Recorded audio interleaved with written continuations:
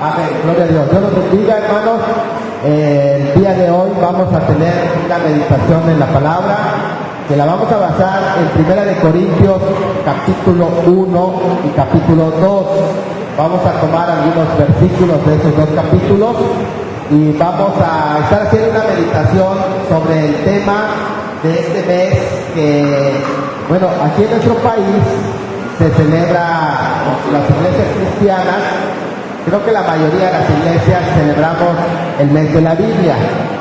En otros países, más para Sudamérica, lo celebran en septiembre, pero nosotros lo hacemos en agosto. De pronto sacamos 2 o 3 semanas del mes para celebrar, a veces todo el mes se van haciendo programas con relación al tema de la Biblia. El día de ayer precisamente íbamos a comenzar el tema que vamos a dar hoy, lo íbamos a compartir ayer, y el día de hoy vamos a darle seguimiento al tema, porque el tema que vamos a compartir es ¿por qué los incrédulos, por qué los inconversos no respetan la Biblia?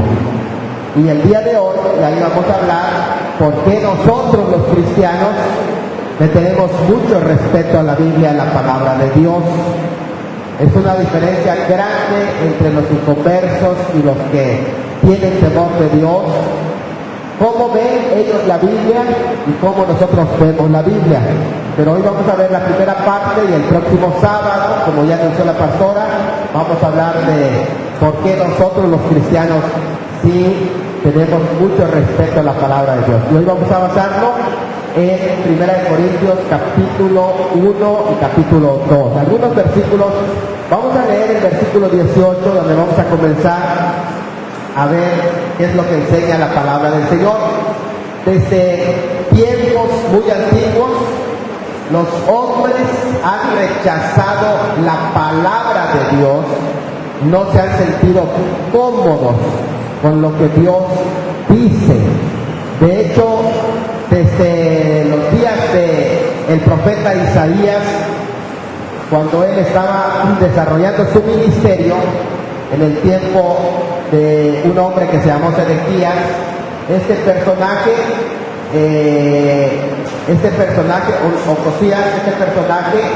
cuando el profeta Isaías le escribió la palabra de Dios y se lo mandó con Baruch, él agarró el rollo y dice que no le gustó lo que contenía, porque Dios lo exhortaba para que viva en santidad, lo exhortaba para que se arrepienta él y pueda decretar arrepentimiento en todo el pueblo. No le gustaba porque lo confrontaba, se sintió tan incómodo y tan poderoso porque era el rey en Israel, que agarró el rollo y para demostrar el desprecio, que yo no creo esta palabra, para demostrar que él realmente estaba sin temor de esa palabra, sin respeto de esa palabra, y además esa palabra para mí no aplica, es pura mentira, quemó el rollo, lo prendió y lo quemó. Y esa palabra quedó registrada en el libro de Isaías de la primera persona que se levantó y trató así la palabra de Dios, que posteriormente a este personaje le fue tan mal que lo invadieron y destruyeron su territorio. ¿Por qué razón? Porque no creyó a la palabra de Dios. Hermanos, y es precisamente lo que mucha gente que no conoce a Dios hace. Vamos a leer qué dice el apóstol Pablo al respecto en 1 Corintios capítulo 1, versículo 18, donde el apóstol Pablo, 1:18, donde dice de esta manera: porque la palabra de la cruz, ¿qué cosa es? Es locura para quienes, para los que se pierden. La palabra de la cruz es locura para los que se pierden. Entonces, para los que se pierden, y allá la expresión significa para los que están perdidos y para los que se están perdiendo. porque realmente es un tiempo presente en el que está escrito que dice, es locura para aquellos que están perdidos o se están perdiendo en ese momento. La palabra de la cruz es una locura para los que se pierden. Así que los que se pierden no ven la palabra de Dios como nosotros lo vemos. Para nosotros la palabra de Dios es muy especial.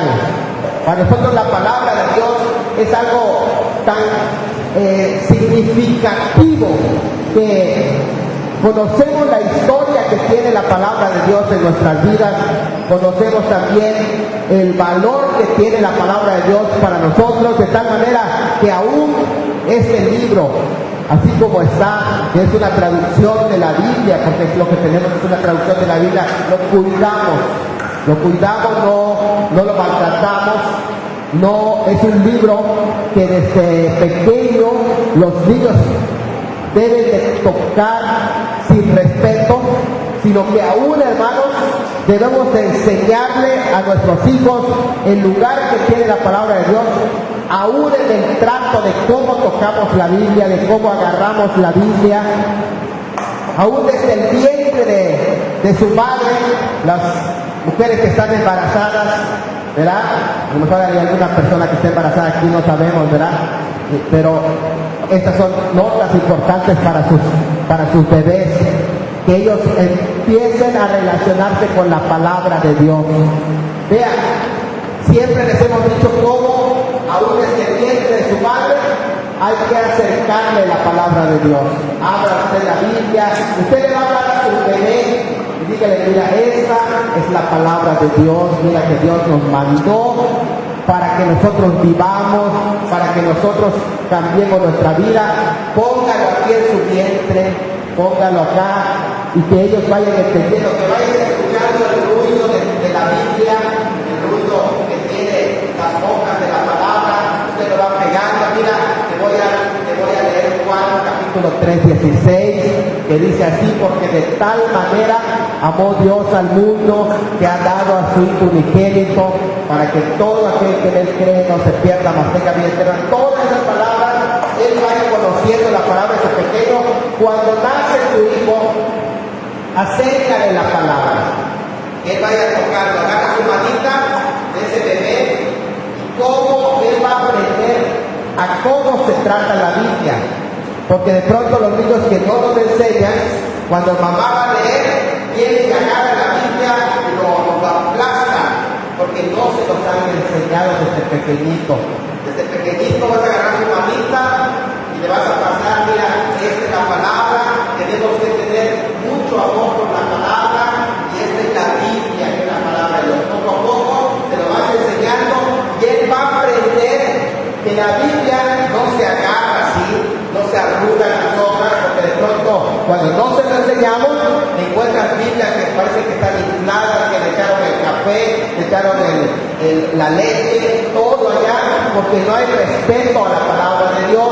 Pero la palabra de Dios nosotros vamos a tratarla con mucho respeto, porque tal vez aquí en la iglesia nosotros le regalamos una Biblia, pero realmente un libro tiene un costo.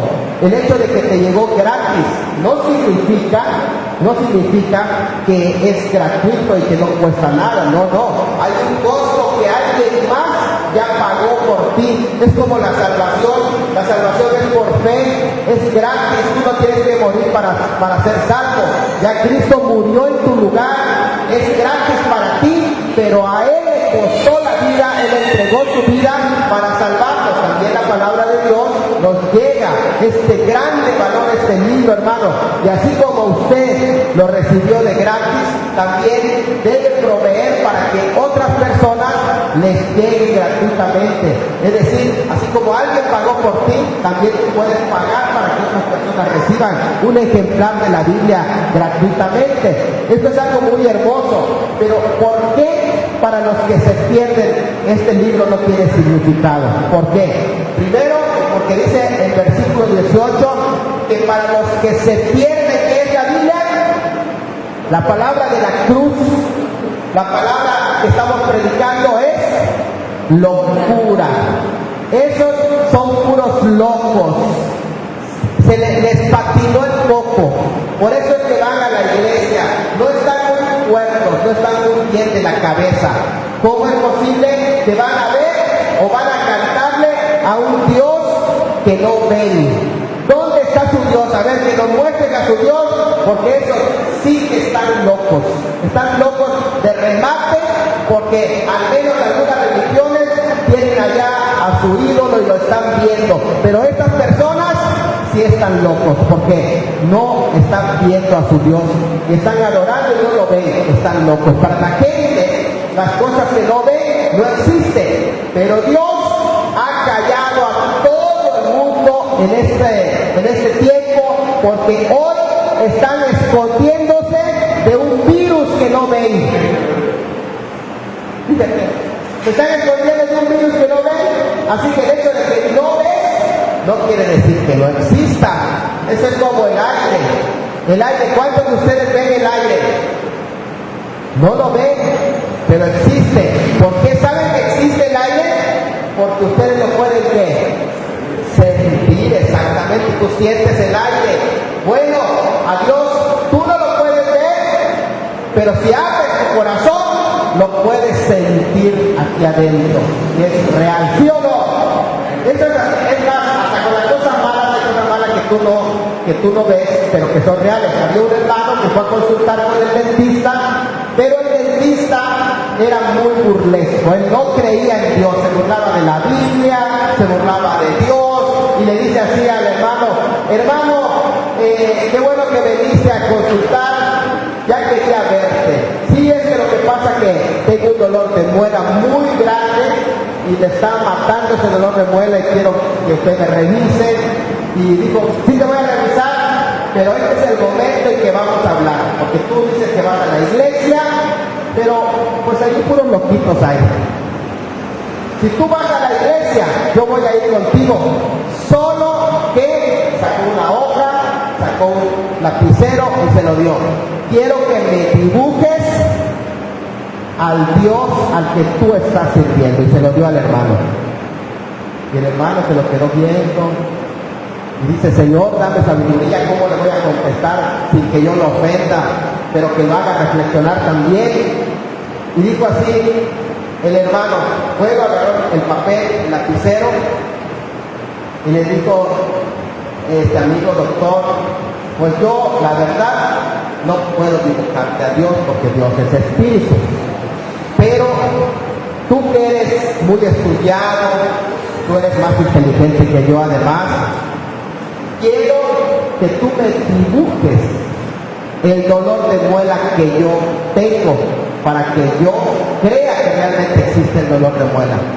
Si no existe el dolor de muela, pues hermano, venga a pagarte mi consulta. Y le dio el papel y el lápiz. Y el doctor lo queda viendo. Es que de veras tú estás loco, porque el dolor de muela no se puede ver. El dolor de muela solo se siente, dice el doctor. Y le dice: pues así yo siento a mi Dios aquí en mi corazón, aunque no lo puedo ver, pero es real. Y es así, la palabra de la cruz es locura. En el tiempo del apóstol Pablo había circulado una obra de ellos de arte para burlarse de los cristianos. ¿Sabes qué es lo que hicieron en Roma en el tiempo del apóstol Pablo? Hicieron a un hombre crucificado con cabeza de burro. Fíjate. Hicieron un hombre crucificado con cabeza de burro en un bajo relieve, y abajo a unas personas que estaban de rodillas delante de ese hombre crucificado con cabeza de burro, y decía estas palabras: está adorando a su Dios. Así se burlaban, porque ellos decían: ¿cómo que es un Dios? Si los dioses no vienen a morir, los dioses vienen a reinar, y mira, ese está adorando a su Dios. Así que es un burro que murió, es un burro que murió, y por eso lo están adorando. Por eso dice Pablo que para los que se pierden, ¿qué es la predicación, la palabra de la cruz? ¿Qué es? es locura. Ellos no lo entienden. Y no solamente eso, dice más adelante, el mismo capítulo 1, estamos en el capítulo 1, vamos a leer el capítulo 1, el siguiente versículo, 19, vamos a ver, el 19 dice de la siguiente manera, pues está escrito, destruiré la sabiduría de los sabios y desecharé el entendimiento de los entendidos. ¿Dónde está el sabio? ¿Dónde está el escriba? ¿Dónde está el discutador de este siglo? ¿No ha enloquecido Dios la sabiduría de este mundo? Pues ya que la sabiduría de Dios, es decir, en la creación sabia de Dios, en todo lo que Dios ha hecho hermoso, el mundo no conoció a Dios. En la revelación general, el mundo no conoció a Dios. Mediante esa sabiduría, agradó a Dios salvar a los hombres por la locura de la predicación. Porque los judíos piden señales y los griegos buscan ¿qué? Sabiduría. ¿Por qué no creen los griegos? Porque están buscando sabiduría. Sabiduría según este mundo. Y los judíos, ¿por qué no creen que allá? Porque están buscando señales. ¿Por qué no creen que Jesús es el Salvador?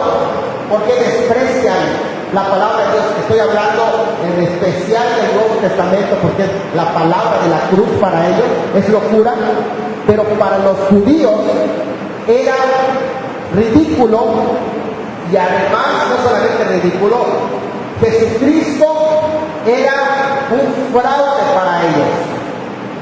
Es un impostor que Dios lo colgó en una cruz para ellos, porque en Deuteronomio dice, maldito todo aquel que es colgado en un madero, y los judíos decían, Jesús es un maldito, porque esa es la razón por la que Dios lo colgó en una cruz.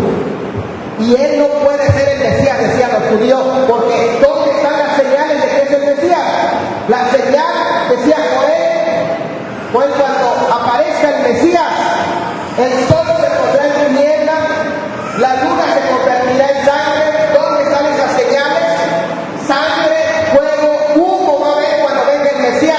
Así que Jesús no es el Mesías, porque en su primera venida no pasaron esas señales. Las señales que hablaba la primera venida son diferentes a las señales de la segunda venida, porque en la primera venida iba a venir como siervo, iba a venir como cordero. ¿Saben por qué el judaísmo? El judaísmo del segundo siglo en adelante, ahí es donde surge el judaísmo como tal. ¿Cómo le conocemos ahora el judaísmo? Ellos en las lecturas de las Torá que daban en las sinagogas, omitieron la lectura de Isaías 52, 53 y 54.1. ¿Por qué? No lo leen. Porque si ellos leen esas porciones, y eso lo saltaron, de hecho, el principal rabino fundador del rabinismo, que es el rabino Akiva, en el siglo II, él omitió al propósito, porque si leía Isaías 52, Isaías 53, Isaías 54.1, se iban a dar cuenta que Jesucristo sí es el Mesías, que vino a cumplir, y esas eran las primeras señales. Pero los judíos aborrecen el Nuevo Testamento. ¿Por qué aborrecen el Nuevo Testamento? Porque el Nuevo Testamento habla de Jesús. Así que ellos sacaron la idea de que el Nuevo Testamento es un invento de la Iglesia romana, y empezaron a rechazar todo lo que se decía acerca de Jesucristo. De hecho, no solo eso, sino que hay otros grupos que ahora están surgiendo que dicen que Jesús es un nombre blasfemo y que Jesús significa cara de caballo. Fíjate. ¿Por qué están tantos grupos odiando esto? Porque dice que los judíos buscan señales, y ellos piden dónde están las señales de que Él es el Mesías, porque desconocen las señales de su primera venida, cuando iba a venir como siervo, como cordero. Desde luego que nosotros esperamos su segunda venida también, cuando van a suceder todas esas señales que describe la palabra de Dios, pero es cuando Él aparezca ya no como cordero, sino como león, como rey de reyes y como señor de señores. Vean otra cosa que dice este pasaje, porque ellos aborrecen la Biblia, no solamente porque para ellos no concuerda con su religión, como hemos dicho acá, no concuerda ni con la religión de los griegos o gentiles, ni con la religión de los judíos.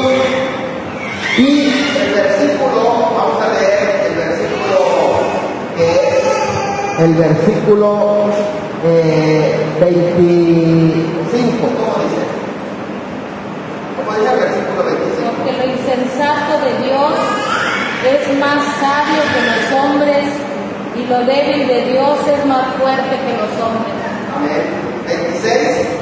Pues mirad, hermanos, vuestra vocación, que no sois muchos sabios según la carne, ni muchos poderosos, ni muchos nobles. Exactamente. ¿Por qué yo no creo? ¿Por qué no creo? ¿Saben por qué?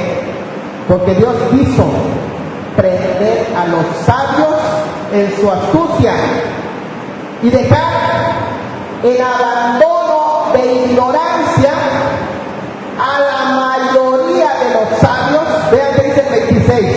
Ustedes no son muchos que no son muchos sabios, es decir, son poquitos los científicos entre ustedes, pero no son muchos los que más, los nobles, es decir, los que tienen una posición del gobierno. A lo mejor estamos hablando allá de, cuando dicen nobles, estamos hablando de presidentes, gobernadores, y estamos hablando de gente como senadores. No está diciendo que no hay, está diciendo que no son muchos los de ellos, y no son muchos poderosos. O sea, la élite del mundo que tiene dinero. ¿Saben por qué? Porque unos de ellos se confían en su capacidad, en su habilidad, en su sabiduría, en su conocimiento humano. Por eso no quieren agarrar la palabra. Que alguien les diga qué va a hacer, que Dios les diga qué va a hacer. No, ellos son más inteligentes que Dios. Fíjate. No necesitan que nadie venga a decirle que están mal. Ellos son los gobernadores, son los poderosos, son los presidentes de los países. Además, no necesitan a Dios. ¿Por qué? Porque ellos tienen mucho dinero, tienen bastante dinero y están controlando el poder económico del mundo. Así que no necesitamos a Dios. Entonces Dios, ¿sabes qué hizo? Agarró su sabiduría y su palabra y se lo entregó mayormente a los pobres, a los que no tienen tanto poder, a los que no tienen tanta economía. No quiere decir que no había. Él dice, no sois muchos. Es decir, hay poquitos, hay unos cuantos científicos que creen en Dios, hay unos cuantos gobiernos que creen en Dios, hay unos cuantos millonarios que creen en Dios, pero son muy contaditos. ¿Y qué es lo que hizo Dios? Para avergonzarlos, se lo entregó a aquellos que son considerados como, fíjate, vamos a leerlo aquí porque es algo impresionante lo que dice aquí la palabra del Señor en el versículo 27. Sino que de lo necio del mundo escogió Dios para avergonzar a los sabios. De lo necio, de aquellos que dicen, no, esta persona ni leer sabe. Pues esa persona que pensaban que no sabía leer, mira, ahora es un gran hijo de Dios. Ha cambiado su vida. Y aunque se burlen, era de los drogadictos, era de los borrachitos, de los que se pasaban alcoholizados día y noche, que no sabía cuándo es lunes o cuándo es domingo. porque se la pasaban tomando. De estos escogió Dios para cambiar sus vidas y avergonzar a aquellos que dicen que son sabios, pero mira cómo viven en su casa, se están matando dentro de ellos. Luego dice la palabra del Señor, versículo, estoy en el 27, ¿qué más dice? Los débiles, los que no tienen poder, los que no tienen mucha influencia, a ellos Dios los escogió, a los tanto débil, así que no tiene fuerza, aquellos que dicen, no, esta persona no es nada, no va a hacer nada. ¿Qué más dice? ¿Y qué más? Lo vil de este mundo, lo más abajo, que nadie pensó que Dios lo va a levantar, pero la Biblia dice que al pobre y al menesteroso lo levanta y lo sienta con príncipes de su pueblo. ¿Qué más? Hay una cosa más. Lo menospreciado, es decir, lo despreciado, y que cuando lo veían era el problema de la sociedad. Era aquel que la hermana Nuri estaba constantemente levantando para llevárselo al bote. Pues a ese Dios escogió para salvarlo y cambiar su vida. Qué maravilloso es eso, hermano. Pero hay una cosa más. A lo que no es. ¿Sabe qué quiere decir allá? Esa palabra a mí me impresionó. La palabra, porque en el griego quiere decir los no nacidos. A los que consideran nada en la tierra. En el tiempo bíblico, los que no eran aquellos que eran esclavos, que no consideraban que sean ciudadanos, no tenían ciudadanía, no existen, como dice, no existen en la lista de ciudadanos. Pues a esos que dicen que no existen, que eran esclavos, que no tenían derechos para nada, son los no nacidos. Los no natos, a ellos escogió Dios para avergonzar a los sabios. Y es verdad, hermano. ¿Sabes por qué? Porque a veces por los no nacidos muchos se han acercado a Dios. ¿Cuántos padres se han acercado a Dios por sus hijos? Que los que no tienen ciudadanía todavía no tienen derecho ciudadano, no son mayores de edad, no tienen ni credenciales. Pero por medio de ellos Dios acerca a sus padres. Si no es poderoso lo que Dios dice. Por esa razón, cuando llegó un hombre que había estudiado supuestamente en una universidad muy popular y llegó en el África para presentar un proyecto grande y se encontró que la palabra de Dios ahí estaba y él como aborrecía la Biblia, le caía mal que alguien ande con una Biblia. Y cuando llegó en el África, había una persona que era nativa del África y estaba con su Biblia. Cuando lo vio, ¿cómo le chocó? Le chocó y se empezó a burlar. Tú sabes que ese libro que tienes en tu mano es un libro que hombres lo escribieron y que contiene muchos errores, que tiene muchas fallas. Yo lo estuve estudiando y encontré que fue escrito por personas corruptas y fraudulentas que nos quieren controlar. Este libro que tienes solo lo leen los más analfabetos. Esta Biblia que tú tienes y que estás leyendo solo lo lee gente ignorante, y el nativo de ese lugar lo quedó viendo, está escuchando lo que este hombre le está diciendo. Ese libro que tú tienes solo trae atrasos en la tecnología. Este libro está retrasando las ciencias. Y ese hombre le quedó viendo.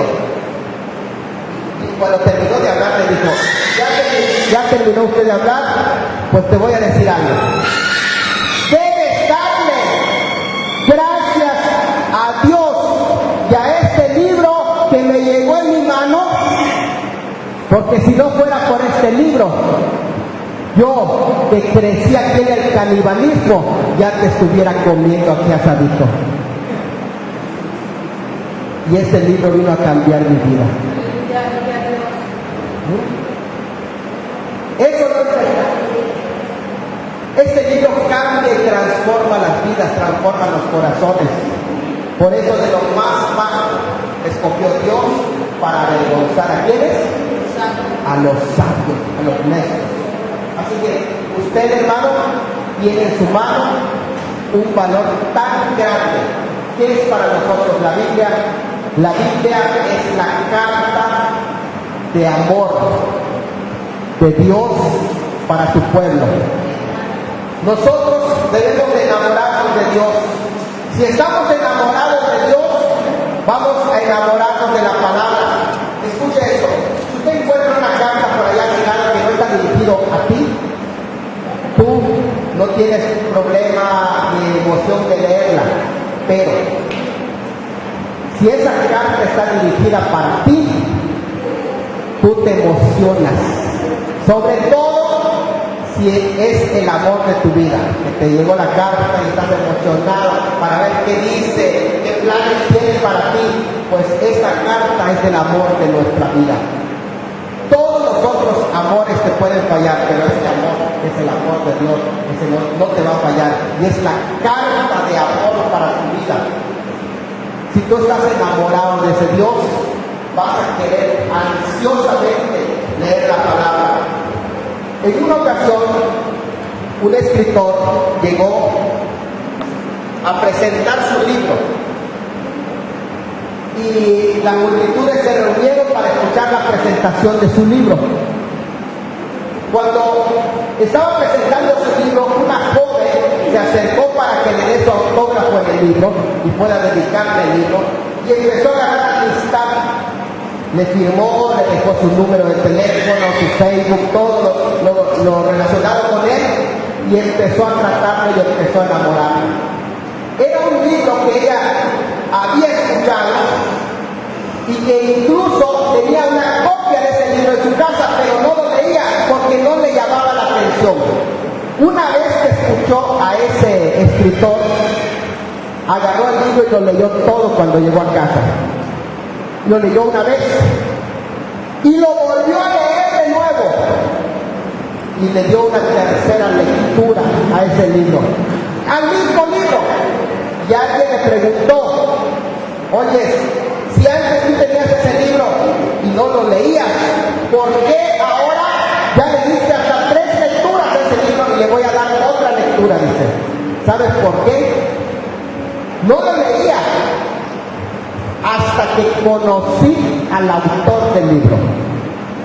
Cuando conocí al autor del libro y me enamoré de ese libro, me enamoré del autor porque me enamoré del libro. Me enamoré del autor y me enamoré del libro. ¿Qué quiere decir eso? Que si tú no lees la palabra de Dios, eso es una señal de que no conoces a su autor.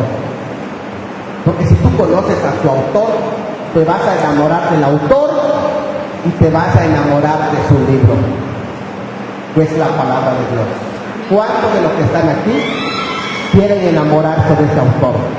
Se llama Jesucristo, el Hijo de Dios. ¿Por qué no te pones de pie en este momento, en esta mañana, y le dices: es verdad? Agarra la Biblia y abrázala mientras oramos. Abrázala y dile: Señor, dame amor por tu palabra, quiero enamorarme de ti. Abraza el libro, la palabra de Dios, abrázala. Muy bien, dile: Señor, quiero enamorarme de ti para enamorarme de tu palabra, para que cuando yo lea tu palabra sepa que tú me estás hablando. Vamos a orar. Padre, en esta preciosa mañana hemos escuchado tu palabra. ¿Por qué las personas que no te conocen no leen tu palabra, no quieren, desprecian tu palabra? Porque no te conocen. Ellos no te conocen, Señor, están lejos de ti. Pero yo quiero no solo conocerte a ti, Señor, sino enamorarme de ti, Padre. Quiero enamorarme de tu palabra. Quiero enamorarme más de ti, de tu palabra, Señor, que esté en mi vida, viviendo en mi corazón, Señor, para que cada día, cuando yo despierte, Señor, pueda tener esa lectura de tu palabra. Cada día, Señor, cuando yo me levante, pueda amar tu palabra, desear como niño recién nacido la leche espiritual no adulterada. Esta palabra, Señor, esta palabra llene mi corazón. Porque los sabios de este mundo no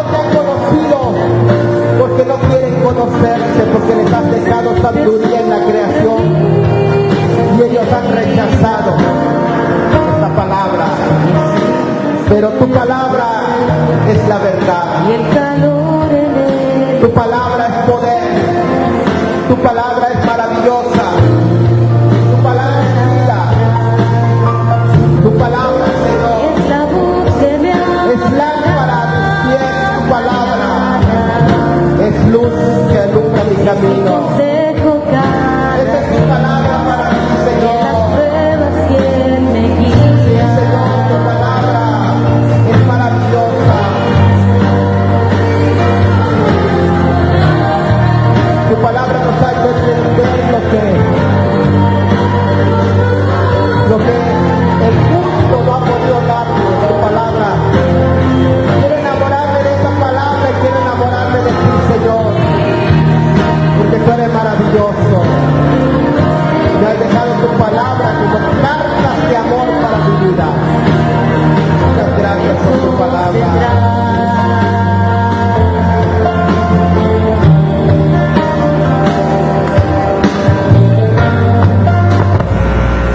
Dice este hermoso canto. Tu palabra es como miel para mis labios, es la perfecta melodía que me deleita cada día. Tu palabra es mi refugio en medio de las pruebas. La tristeza es mi alegría y en soledad mi compañía. Y estar perdido como náufrago en el mar, y aún perderlo todo está al aliento. Y estar hambriento como niño sin hogar, pero yo sé que tu palabra siempre. Y estar perdido como náufrago en el mar, y aún perderlo todo hasta el aliento. Y estar hambriento como niño sin hogar, pero yo sé que tu palabra siempre. Pero yo sé que tu palabra siempre Pero yo sé que tu palabra siempre me sostendrá. Y que de eso no hay duda, que Dios